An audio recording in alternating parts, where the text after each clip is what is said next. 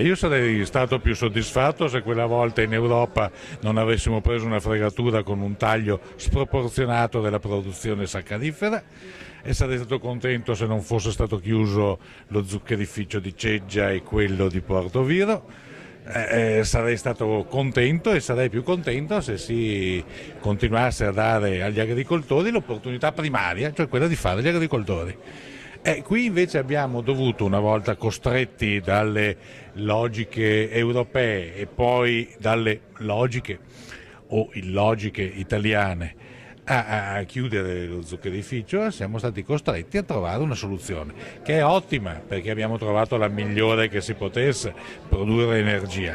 Ecco, resta rammarico, il compito dell'agricoltura non è proprio quello di produrre energia, può essere anche quello di produrre energia, però noi ci sappiamo adattare alle situazioni, anche quelle più difficili, più drammatiche, più negative. Da qui, da un male, nasce un bene, e nasce un bene importante per il Veneto e per gli agricoltori della zona.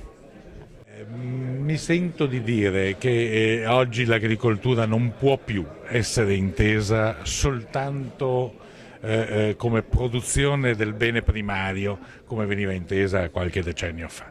L'agricoltura è molto di più ed è qualcosa di molto di diverso. In tante zone del mondo l'agricoltura assume quasi un significato maggiore per la conservazione del territorio. Senza gli agricoltori noi non avremmo questo paesaggio, non avremmo la salvaguardia del paesaggio, non avremmo tutela idrogeologica, insomma sono altre cose. Inoltre si è andati verso questa specializzazione nella produzione di energia, che è una cosa importante perché ci permette per davvero di creare fonti alternative e di dare uno sbocco a tante produzioni che probabilmente con la specializzazione e con la globalizzazione non avrebbero nessun futuro.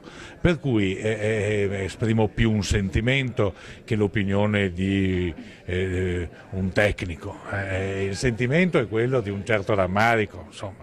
A noi piaceva di più l'agricoltura quando produceva le barbabietole, il grano, e c'era questo contatto diretto. Oggi è cambiato il mondo, è cambiata anche l'agricoltura, e quindi credo che ci sia da esprimere soddisfazione, e tanta soddisfazione, quando si riescono a trovare altri sbocchi per i nostri produttori.